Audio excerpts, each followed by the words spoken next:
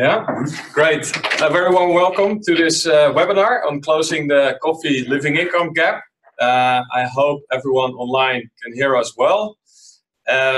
We will mute you for now, and if you have questions later, we might unmute you.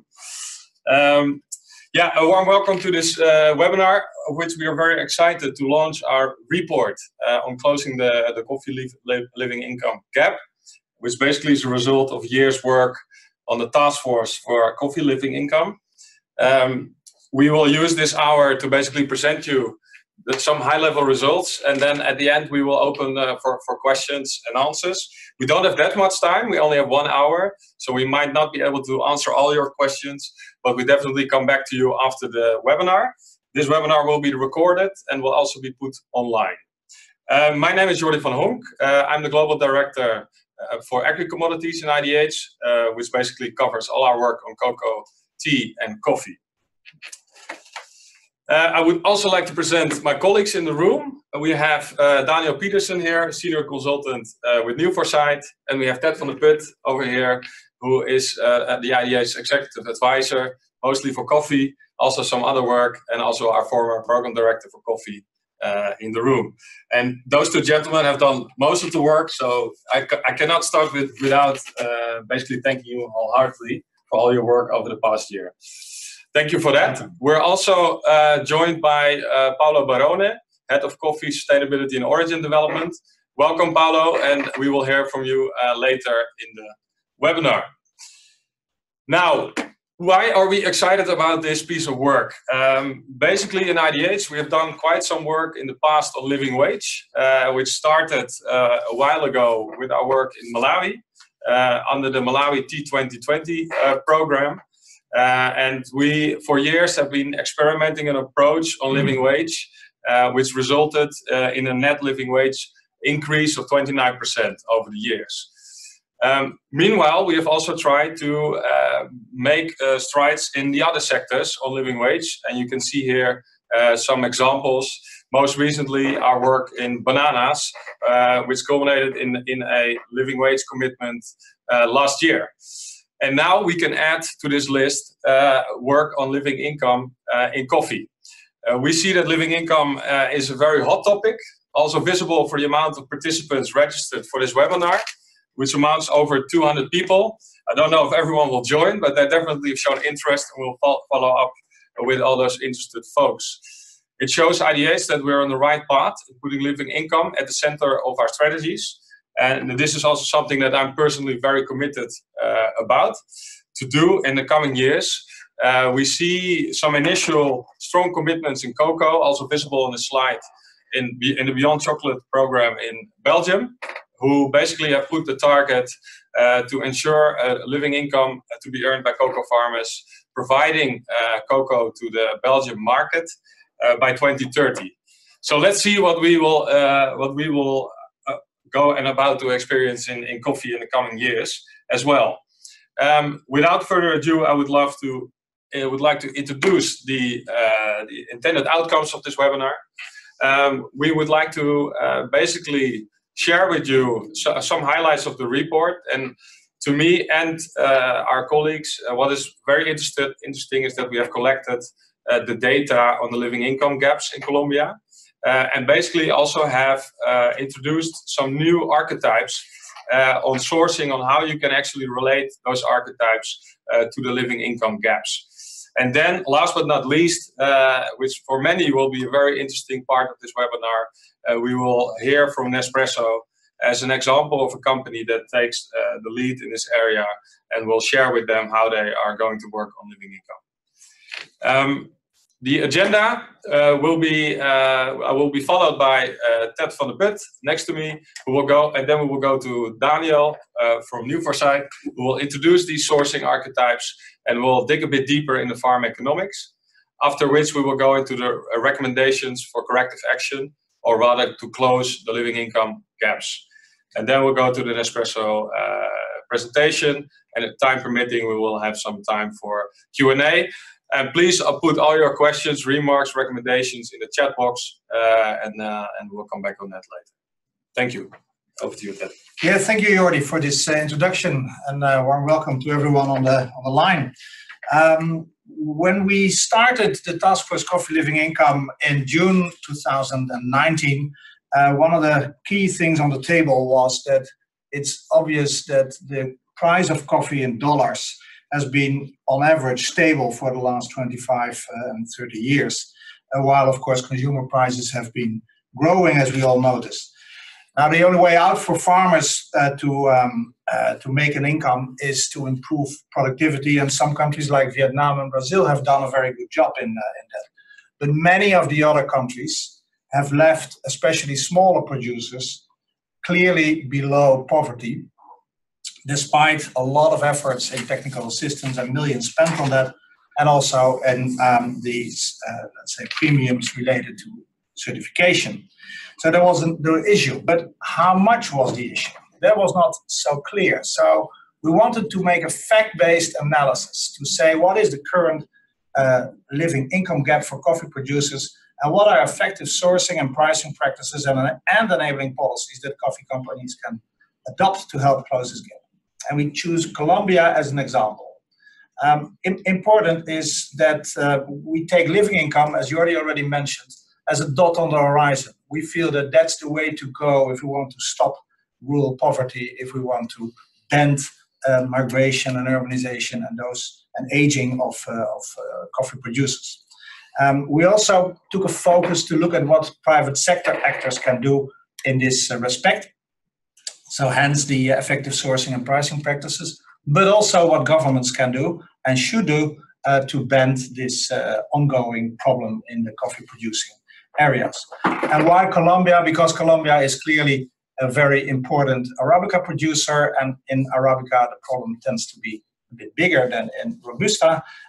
It's also a country where the FNC and others have an abundant amount of data that we could use, and there was already a clear, strong Colombian leadership in the World Coffee Producer Forum to raise this issue.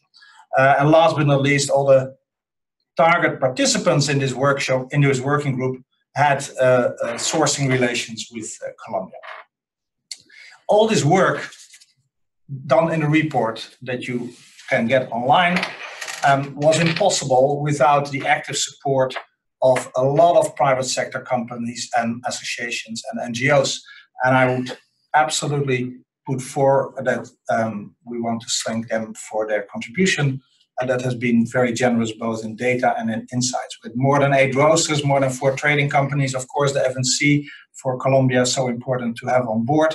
Important NGOs, important associations like the Global Coffee Platform, Sustainable Coffee Challenge, Specialty Coffee Association, but also knowledge partners like Fairtrade and the Living Income Community of Practice, who have been very important support in our work.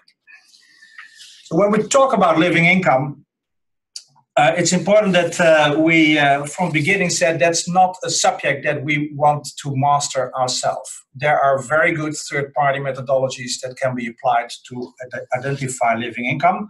And we took the definition and the way of working from the Living Income Community of Practice, as you can see on the slide. And what it basically does is says, take all the elements of a decent standard of living, including food, water, housing, education, healthcare, transport, clothing, and other essential needs, to work on the calculation of the income. And then if we know what is the real income at this moment, and we have the data about it, we can determine the living income gap. So without further ado, let's go a bit more deeper in the calculations that have been made, and let me hand over to Daniel. Thank you. Yeah, so I'm just going to click through the rest of this slide here. So essentially, I'll go in to discuss a bit on the sourcing archetypes now, but just to finish off on Ted's comment on what entails a living income and how do we actually measure it. So what we've looked at is producers that predominantly produces coffee, but also looked at what are all the sources of income that they have, right? So and based upon the entire household income, we've been able to then identify what is the total household income and compare that against the living income benchmarks, and therefore also identify the living income gap.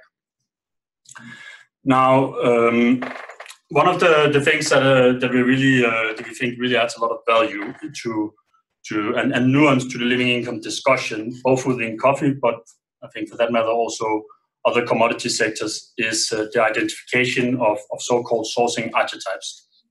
So what we did within the task force is to identify 4 distinct sourcing models or sourcing archetypes that operate in Colombia, but are also applicable globally to other origins.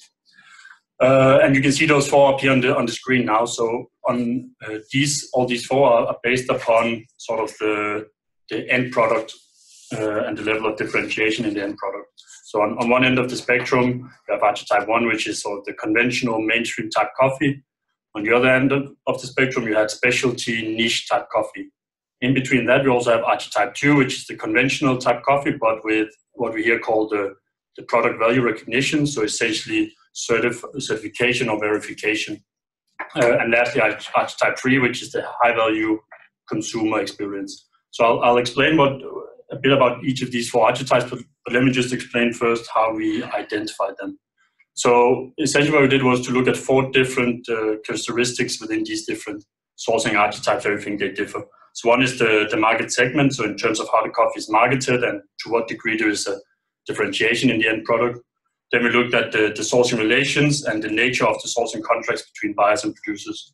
We looked at the value chain structure in terms of the complexity and number of actors in the coffee value chain. And lastly, the degree to which quality and sustainability is recognized and integrated into the value addition. Now, if we look at archetype 1, which is the conventional mainstream type coffee, so this is typically a product that has limited differentiation, and often the end product is sold in blends, and retail prices tend to be relatively low and with little value created along the value chain. Now, as a result, farm gate prices are also rather low, and generally when we look at the sourcing relationships, relationships are based upon opportunistic behavior, where price is the predominant driver in the transactions, and typically coffee is sold as the prevailing C market price. Now, traders and roasters tend to have a range of risk mitigation tools to sort of to cover the volatility, and therefore a lot of the volatility and uncertainty is passed on to the producer or the producer organization. The value chain also tends to be rather long with several middlemen in the value chain, and as a result there is a lack of traceability. And lastly, sort of the quality requirements tend to be rather minimal, and higher quality or sustainability is not valued within the product. If we look at archetype 2, so that's what we still call conventional, but with certification or verification. So here there tends to obviously be a premium because of the certification, which is added to the end product, and some of this is trickled down along the value chain. Now, traders, they tend to establish separate value chains to separate from the non-certified coffees. And as a result, this increased investment tend to lead to longer-term relations with both the roaster on one hand, but also the producers. On the production base, the premiums also incentivize farm improvements or investment in farm improvement, which we can also clearly see from the data. Now, because of this assurance in the supply chain, the supply chain there is an increased amount of traceability, and often we also see that cooperatives are used instead of middlemen as the intermediary. If we look at the third archetype, so that's the one we call high value consumer experience. So this is typically where there's a lot more focus on the brand value and really the storyline in terms of the producer.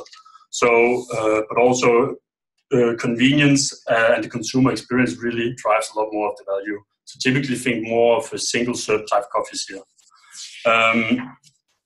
Often the roasters, they require a high degree of or a steady supply of high quality coffees with a consistent flavor profile.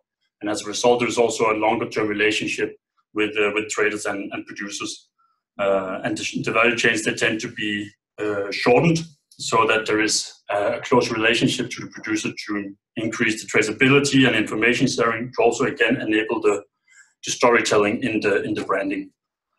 But also what we see is that there is a larger degree of delivery of services to producers, right, to actually improve the production and ensure the consistency in the quality of the product.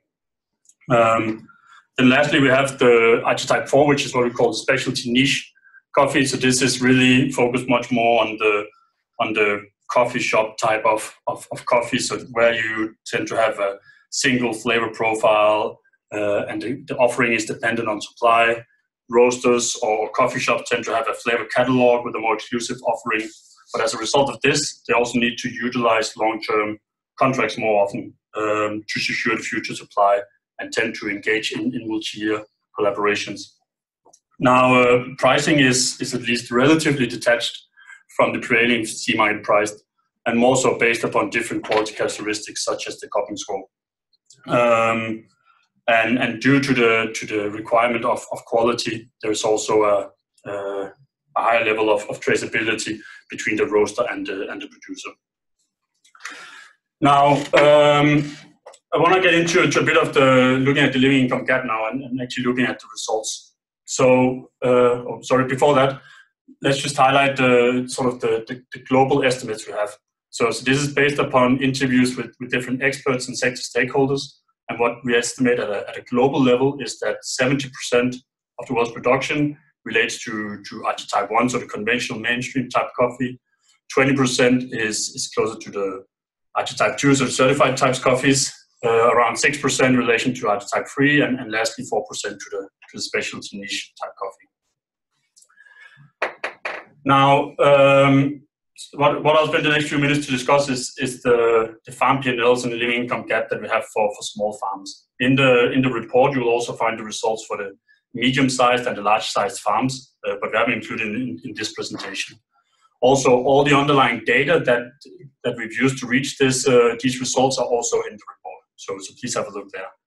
Now, one thing to recognize before showing you the results is the fact that typically producers do not tend to just produce into one type of sourcing archetype. So we've also taken that into account in the results here. So typically one producer might actually supply into 2 or 3 different of these archetypes. Okay, so if we look at the first one, so that's the Archetype 1, the conventional type producer. That's typically an average farm size of 1.3 hectares. So sort of going from the left to the right, you first see the coffee revenues, then the different costs, then we account for the non-coffee income, and then in the end on the right-hand side, you can see the living income gap. The reason why that's a range is because there are different living income benchmarks made in the main coffee producing regions in Colombia. So therefore we present it as a range instead to sort of account for that insecurity in terms of the specific number. Now, what you see here is that there is a very large living income gap, and one that we found is too large to be solved just with technical assistance and price support from producers alone. And actually, in fact, what we did was we, using the current yields and current pricing, and a producer within Archetype 1 would need 12 hectares of coffee to actually make a living income. So really found that it's impossible for such a small farmer to reach a living income. Now, if you look at Archetype 2 and Archetype 3, so both of them, they produce relatively better, but still have a relatively large living income gap. So, but here we find that with a mix or combination of higher pricing, better sourcing practices, and public policies, it will be possible to narrow or even close the gap. Lastly, we have the specialty producer, and here we actually find that they perform a lot better and they don't face a living income gap. Now, some of the reasons for this is on one hand that they have a larger average farm size, but also more so that they face a much better pricing, and also that their yields is actually much higher. Sort of the underlying reasons for this is also described in the report. One thing I want to mention is that we ran a lot of sensitivity analyses in the report, looking at what would happen if we changed yields or pricing for these different archetypes. We did that on one hand to sort of account or to test the robustness of the results, but also to test to what extent different practices would be able to close the living income gap, right? And here, first of all, we find a consistency across the results, but also, as I mentioned, we see that especially for Archetype 2 and 3, there is a possibility of closing the gap. Let me just mention one last thing here on this slide. So this is just briefly on the severity of the living income gap. So we ran also some detailed analysis on a subsample of producers, looking at how many producers earn above a living income, how many above the poverty line, and how many break even. I won't go into the numbers too much, but what we find is that majority of the small producers are actually below the poverty line, but that they can use, or that the poverty line could function as an intermediary milestone towards reaching a living income. Now, how to make all of this actionable and actually to close the gap? For that, I'll pass it on to Ted again to go a bit into some of the recommendations that we have. Yes, thank you very much, Daniel. So not only does the report has a lot of more detailed data on different farm sizes, so to underpin the short version that Daniel just presented, the report also has a host of recommendations, both for private sector actors and for governments, related to the enabling policy. It's always good in a presentation to show one slide that no one can read. This is the slide that no one can read, because you're really encouraged to read the report for the full overview of recommendations. We only will go through some highlights. And one highlight, which is related to archetype 1, but is actually a basic approach for all the archetypes and for all the farmers groups, is the recommendation to really offer targeted capacity building and financial support to professionalize farmer organizations. From the data, we can clearly see that unorganized small producers receiving no technical assistance, finance support, are in general not viable and are disconnected from the markets. So professional farmer organizations have the opportunity to create access to markets, to technical assistance, to finance, and in some cases also to risk management, even price risk. So there's a causal relation between the quality of the organization and receiving technical assistance on the one hand, and a higher income. And that's also what moves, of course, producers from archetype 1 to archetype 2.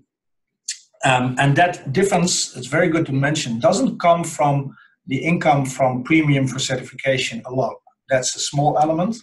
But what we found is that beyond and that's all this data in the report, but beyond the premium income, especially the fact that they have access to markets, access to technical assistance, access to finance in many cases, is actually a key enabler to reach higher income, and then the premium helps also with it. That's the situation. Now, there's a lot of things that can be used here. On the slide, I mentioned, for instance, Scope Inside, but also the IDH Farm Fit Business Support model, which are all geared to do exactly what's on this slide: strengthen producer organizations and professionalize to move up the ladder. And as mentioned, this is already relevant for archetype 1, so for the mainstream producers, but it's also relevant for all the others. Jordy. Yeah, thank you, Ted. Yeah, one other one, maybe we should put it all up like that.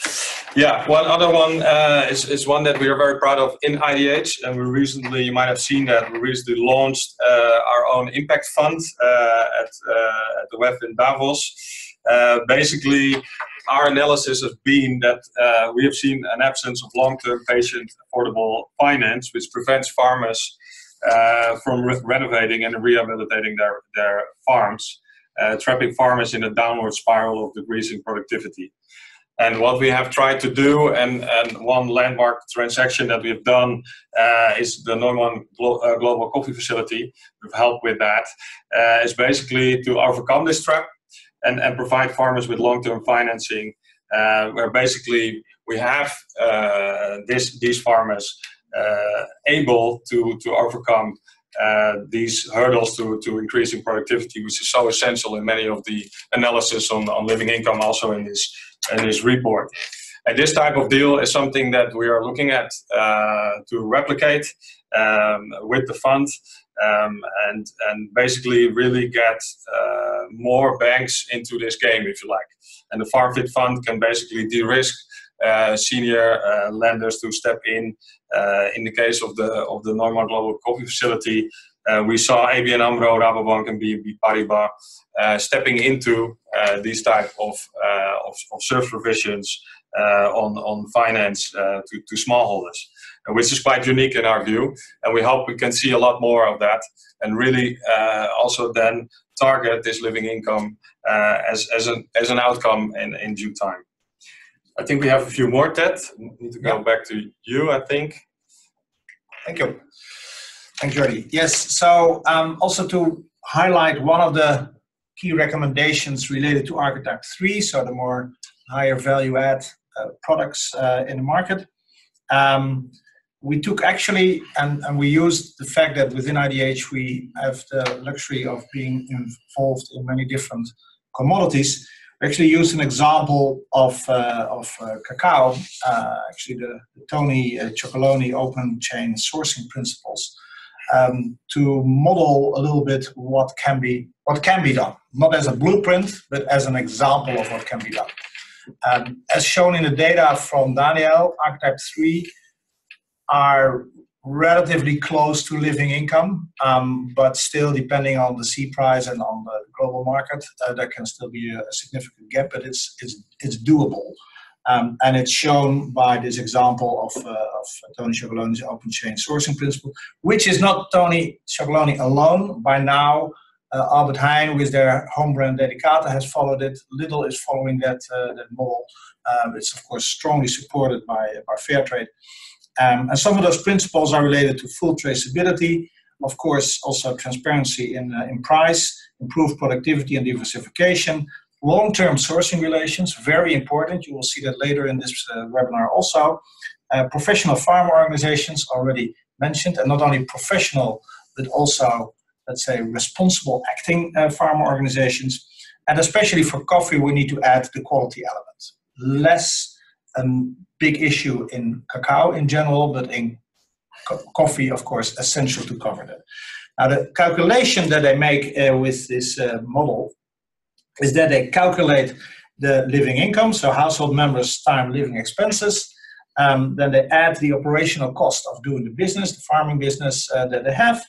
And then they said, well, to reach that level of income, so living income plus covering your cost expenses, we need to make a calculation of the farm gate price, in this case of Tony's model, the Fairtrade premium, and a flexible premium to close the last remaining gap towards living income. What is interesting in this model is that they take not every farm size or yield as a starting point, or not every amount of other income as a starting point. They actually say, looking at a certain country, there's a relevant and realistic target of farm size and yield that can be reached and that should be reached to make the model work. And the same goes for other income. All small farmers have other income, so we make an assumption on the amount of other income, and that goes into the equation of how to calculate with yields the farm gate price, the premium, and the remaining living income. Very interesting model. It got a lot of excitement also with the partners of the Taskforce Coffee Living Income, and it shows that these kind of models can be implemented at a certain scale even already at this time. So clear, encouraging model. Only one slide on the enabling policy environment, because we don't want to give the impression that it's companies that need to solve this very challenging problem. We had, in the report, you will find a whole range of enabling policy recommendations. I just take out, for the sake of time, I just take out two that have to do with the size. So one of the key findings is that smaller, non-organized farmers with average technical and quality performance have no chance, basically, to meet the living income target and let's say dot on the horizon that we have. So there's a policy element related to that. where we say in producing countries it would be good to have a dialogue on how we can support consolidation of smaller farms into larger farms or economically viable collaborative groups, and to adopt a bit of supply management in the countries to support the transition of economically non-viable coffee producers into other livelihoods or other income streams. I want to stress that these recommendations came from the participants of the group, and that clearly companies are not walking away from public-private dialogue on these kind of topics, as also is demonstrated in other associations like the Global Coffee Platform, for instance. Again, I want to remind what Daniel already said. Why is this smaller farm problem so big? 70% of the world's coffee farmers produce for mainstream, and if, according to the calculations for Colombia, to get to close to living income, they need to get close to 12 hectares with their current performance and the current price. So real small farms is an absolute big issue and a big political, social and economic challenge. But there are solutions if we work together on this. So having said all this, it's time that we go to an organization that lives these challenges every day, and I would like to hand over the word to Paolo Barone from Nespresso. Paolo. Hello.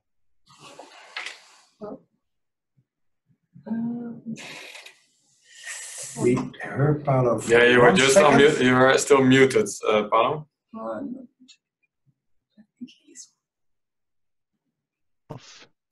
Now, yeah. Can you hear me? Yes, yeah. Go ahead. Wonderful. So, hello everyone. Thank you, Ted, Jordy, IDH, for having invited me to talk today. Congratulations for the report. It is an amazing achievement. It is so clear, so clear. It's a typical tool you want to have in your hands when you're working on your coffee strategy. Congratulations to NewForesight, to Daniel, to Just. You guys are crazy. Let me say that. Okay, so. Crazy. Yeah. Take that as a compliment. We know. Yeah. So in the last years, Living Income has brought a good new pair of lenses to the coffee sector, including to Nespresso and the other Nestlé coffee brands, to assess if all investments and farm support programs are adding up to being good enough and help us jointly identify what living decently means to coffee farmers. This report, I think it's very timely, and as we are entering a new decade of action, you have managed to gather representation across the industry, from farmers to retailers, and the combined wealth of experience and ideas provides practical insights that resonate with the industry with this valuable info of farmer archetypes. The Living Income Taskforce has given strong first steps, and we'll need to give many more. We will need to keep it dynamic and get more and more players to join in. Although Nespresso falls within one of the niche segments, the archetype tree, the approach and sub-archetype detail is a great approach that will help us to develop our own strategy. It shows where we have high leverage, and it also confirms that what we are doing through the AAA program is on the right track. It also shows the scale of the program, the problem, and reminds us that we cannot do it alone. We need the commitment and coordination with the rest of the sector who work across other archetypes, especially the most vulnerable ones, which are archetypes 1 and 2. So we can change the slide now, Jillian, if you're the one managing the slides. All right. So if we look at the IDH task force recommendations, Nespresso has some experience and we can share some lessons we have learned along the 17 years we've been working on the AAA program. You see that the things that we have in these slides, they correlate very highly with the recommendations of the report. We have been investing alongside farmers for many years, and a cornerstone of our approach is long-term commitments and real presence on the ground. We buy coffee always from the same farmers. Actually, today, we are buying coffee from sons and daughters of AAA coffee farmers. So we are working with the second generation, and it's happening all over the world. I believe that creating stable supply chains where both ends know each other and work together is the single most powerful and relatively easy action that anyone can do to start moving the needle. There's a study on this from the London School of Economics and Toulouse School of Economics that shows that. It studied AAA in the south of Colombia for 10 years. We didn't pay for it, we didn't know about it, but shows that loyal supply chains prevent market failures, which is a common characteristic in the commodity markets. So stable supply chains are more human and allows easier traceability and transparency. These two are a second stepping stone to understand and improve the efficiency in the supply chain to all participants, including and specifically to smallholders. It's super important to analyze incentives, always, but also on the farm side. We always start working on quality, which allows farmers to increase the share of coffee they can sell to Nespresso and receive premiums for it. It's a kind of a relationship booster. Then we work in productivity and certifications, both actions aimed to increase income, amongst other benefits they bring. So we believe as well, I think I'm on the fifth box, in bringing innovation. We believe in bringing innovation to crack some of the basic needs or even more sophisticated benefits to smallholders through pilots. It helps us to evolve the AAA program to stay dynamic and better suit farmers' needs. The last square on this slide relates to premiumization of products. I mean, our products, using this marketing tool to share more premiums with farmers. I'll come back to this a little further. Nevertheless, despite the scope of AAA and the relevance of the fundamentals, Nespresso recognized the challenges that farmers are facing in the current price crisis and the need to protect farmers from strong market volatility. So we can change to next slide, Gillian, thank you. Having this in mind, we have been working with the Sustainable Food Lab. I'm sure someone from them is listening, Christina, I don't know. Thank you very much for your support. And some research partners in Colombia, we also worked with them to inform our thinking and strategy analysis on living income. Through this work, we've defined roughly what is going to be happening in the next decade regarding Nespresso and living income. I say roughly because it's not everything defined, but we have a good idea. So we need to continue to improve farmers' coffee income, define viable farm size per origin based on 100% coffee income, and invest on renovation and technical assistance to continue improving quality, productivity, and farm efficiency. Today, I think having renovation and funding renovation programs is one of the greatest way to bring farmers' coffee income up. The main challenge, of course, remains for those many smallholders who face a range of issues like very small farms, limited labor availability, effects of climate change. We intend to work on income diversification. Sometimes coffee alone may not provide living income for many families, and we need to develop specific interventions to support livelihoods beyond coffee according to specific farms' archetypes. We need to understand and promote diversification in a way that matches farmers' remaining available working time and lifestyle, and that brings significant new revenues, right? So, and finally, we will continue to support asset building to improve long-term resilience.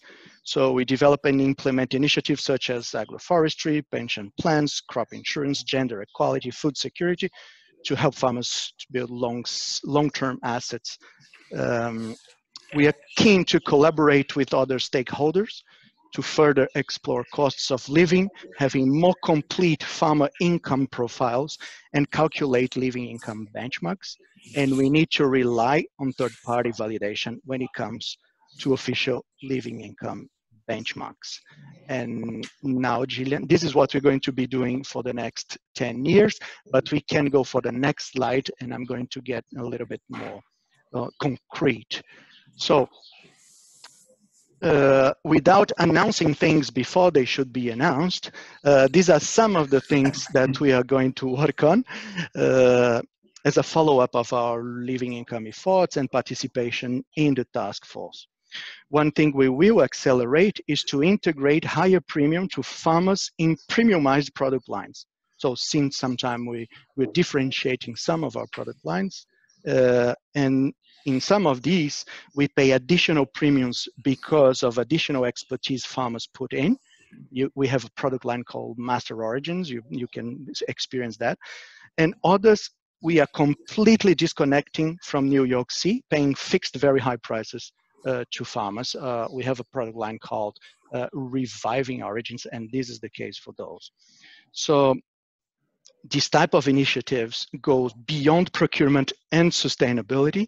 You need to have in your company's strategy, because you're dealing with marketing departments. You need to have your high-level leadership behind. We are working as well on having clear policies on how much of the FOB prices should reach farm gate.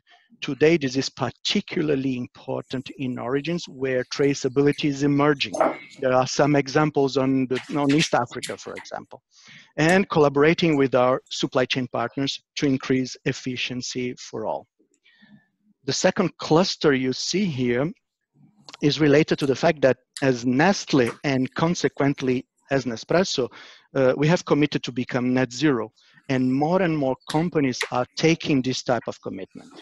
So there's, of course, a cost to become net zero, but there is, of course, an opportunity to inset some of the footprint by investing on your own supply chain and to bring, en passant, more value to your farmers. It can be through agroforestry or adding some type of payment for ecosystem services, which have been, very difficult to materialize in the last decade. But I think there's more and more momentum and reason to do that. And lastly, we are going to be very keen to participate in larger initiatives that can help moving the agenda. I think the ICO initiative on standardizing and measuring cost of production in different countries is a particularly important for living income. Cost of production measurement is very expensive and can be all over the place. I think the report has a specific chapter on talking about how data can be bad. So on our case, we are already aligning with some of our partners on our strategy on living income, IDH, Sustainable Food Lab, Fairtrade International, TechnoServe, and the traders that are selling the coffee to us. The experience of AAA shows that goal alignment brings you much further, and it's important to always reaffirm and renovate the goals with your partners. Now to conclude, as you could see, our actions are very connected to the task force recommendations. Living income is pushing the sector awareness and consciousness about the realities of being a smallholder farmer. Hopefully consciousness will become actions, policies, and investment to support smallholders as a category. Thank you for that. Thank you for your attention. Thank you.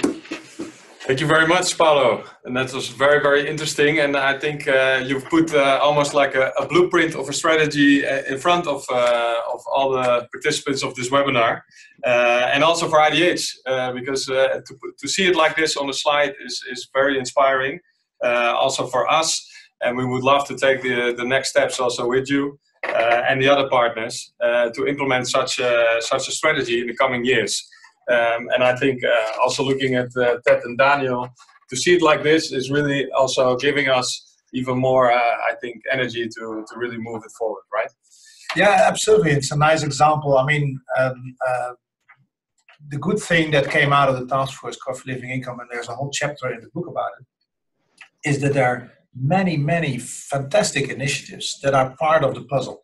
Whether it's in Archetype 1 or whether it's in Archetype 3, many different companies, different traders, each have very good experience in let's say, part of the solution.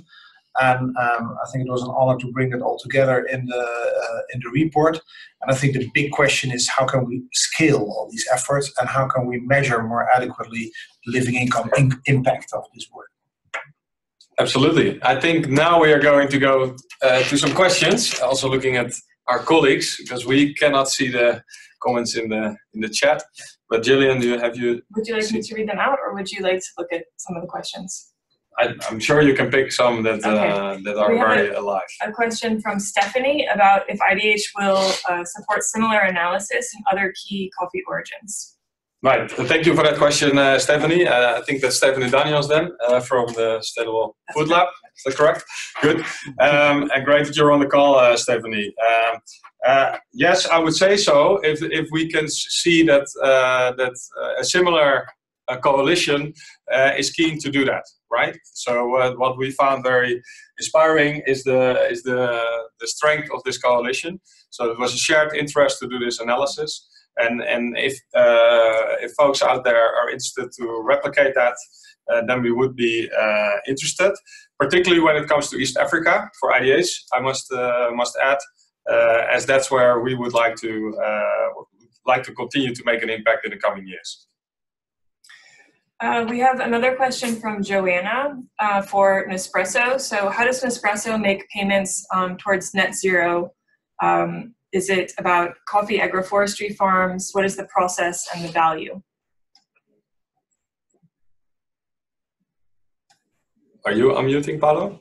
I think he should continue to be unmuted. He is still here. I can see he's muted. He muted himself again. Okay. Yeah, go ahead, Paolo. Hi. Well, on net zero, what we have been doing in the last bit of our strategy is investing on sinking some of our carbon in our supply chain, meaning planting trees and giving this the benefits of the investment of the trees to farmers, be it with new incomes coming from the trees, being from wood, and so on and so forth. So what we intend to do in the past is having more engagement between our clients and farmers, and having investments that are not necessarily directly from our consumers to the farmers. So, but this is a new phase to us. Our commitment on net zero is new. We have been working on some steps towards it, but we are still creating the strategy on it. Okay, we have another question from Valeria. She wants to know, what is sustainability certification's role in all of this? Would you say that they contribute to the reduction of the living income gap? Yeah, maybe we can comment on that. What is interesting in the study that we found that actually, in general, certification schemes don't have a firm reference to living income. So although certification brings a lot of goods and products and sustainable practices and all these kind of things, there's not a very clear reference to living income. And it would obviously help if the schemes look for ways to include living income as part of their requirements. Having said that, clearly let's say the most visible certification schemes have been active participants in the working group, so there's clearly not a lack of engagement on the topic. But it's up till now, let's say, not a fixed part of certification. And it's a bit of a problem, because if we feel that out of all sustainability issues in coffee, poverty and as a consequence income is a big issue, then having a sustainability certification that does not have a one-to-one relation to that income or to that poverty might create some confusion on the consumer side. Okay. Paolo, go ahead. Okay, I just wanted to mention that there are some certification schemes, of course, that getting prepared and even leading. I think Fairtrade International has a big work on living income and to define the new level of premiums and where the industry should head. So there is a clear role for them there. Absolutely. Including reference prices and all of that, yeah. Absolutely. There's absolutely clear role, and I think, thanks Paolo for commenting on that. As I said, we are aware that the schemes are looking for ways to include it. How to do that is not so easy. And I can also from our own research, that I can align with that, because when we try to work on a more transparent price waterfall, for instance, we run into a lot of methodological challenges related to the way that the future market works to actually calculate how certain transaction prices boil down to income for producers. So, yeah, of course, we very much welcome the work of Fairtrade, and I know that also Rainforest is working on this. And I think it requires collective effort to find workable solutions to link living income to certification. Another question from Carolina. Did you include revenues that come from intercropping in the calculations? Yes, we did. So we looked at both income from other crops than from coffee, and also from non-farm household income. So the amount of diversification differs for the different farmers supplying into different archetypes, and all that data is in the report. Typically, what we found for the farmers in our data set is that the coffee accounts for between 70 and 90% of total household income. That might be a bit on the high side, but to some extent, this may be also based upon the fact that a lot of the data we received is through the companies, and therefore it might be more dedicated coffee farmers compared to more subsistent type coffee farmers. Yeah, and to comment on that, and the question is very, very relevant, because I think, Daniel, that when we did the research, that the other income was one of the weakest documented parts for logical reasons, but there's a lot of unknown on the other income side. We know roughly the amount of the total income that it represents, but there's very little data documented. Even in Colombia, which is in general a very well documented country, we have trouble in finding factual data. And also especially off-farm. Exactly. Data. No, very true. Yeah. Right. And in that sense, off-farm it becomes even worse. And also a bit to Paolo's point in terms of creating more of a standardized method of doing similar type of these studies. Like a lot of the data that we relied on, both in public sources but also from companies, only had data related to the coffee production, and very few sources actually included any type of information on other income sources. Yeah. And I think that's something that we definitely see as a point of improvement in general, both in sort of data collection within company supply chains, but also in terms of replicating this type of study globally. Yeah, and I think also where we encourage, let's say, public-private dialogue on the issue of smaller farmers that are not really well connected and well professionalized into the value chains, the other income streams are probably very important. So there could also be a role for local authorities to get a better view on what are the typical other income streams available and hopefully capable of growing for smaller farms. Mm-hmm. So Raphael would like to know, he says, the report suggests that the only producers of specialty coffee are the ones that are crossing the poverty line. Does this mean that we're suggesting that all coffee producers have to produce specialty coffee to receive a decent income? So first of all, just to clarify, the P&Ls that we looked at in this webinar were for the average type farmer.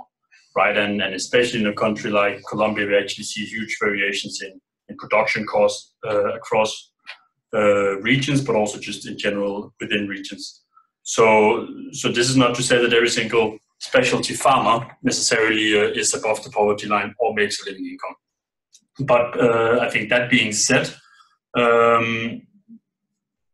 obviously supply and demand needs to fit together as well. And I don't think that currently supporting every single farmer to become a specialty farmer is necessarily the correct way. That's also why we recommend that it shouldn't just be companies alone supplying services to sort of move them into another segment, but it should also be combined together with public policies. Yeah, and maybe it's good to see that in the report there's a lot of sensitivity analysis done, that what happens if you are an archetype 1 or archetype 2 or archetype 3 producer, or if you predominantly sell into that channel, what happens if your productivity goes up or if your farm size goes up? Because there are clear break-even points with certain increases in productivity, lowering of cost, and increasing of farm size. There also even let's say archetype 1 producers can move out of poverty and even in the direction of living income. But the gap is bigger there. Andrew would like to know, how are smallholder farmers themselves involved in the living income discussions?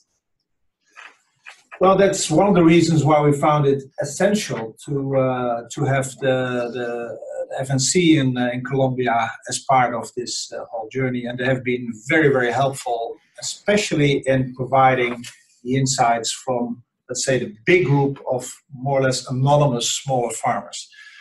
So to have a strong producer organization like the FNC is indeed a requirement to make sure that the voice of the smaller farmer is actually in the debate.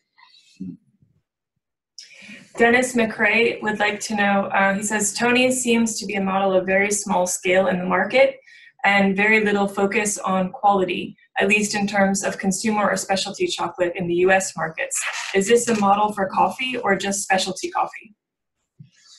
Now, the size is, of course, always a relative thing, but I want to stress that Tony Chocolonely already, as his own brand, is having the biggest market share in chocolate bars in the Netherlands. So it's not niche at all. And I think it has this big share because it's also appreciated quality by the consumers. And if we include the other companies like Delicata and Lidl who are jumping on the same sourcing model, then of course it's even bigger. So I think the reason why we mentioned Tony is that at least on the size of the Netherlands, that's not exactly the same as the US, I realize, but that on the size of the Netherlands, it's far from niche, and the fact that larger retail is jumping on that model also proves the scalability of the model. And yes, there's absolutely a difference in quality appreciation in the cacao sector versus the coffee sector.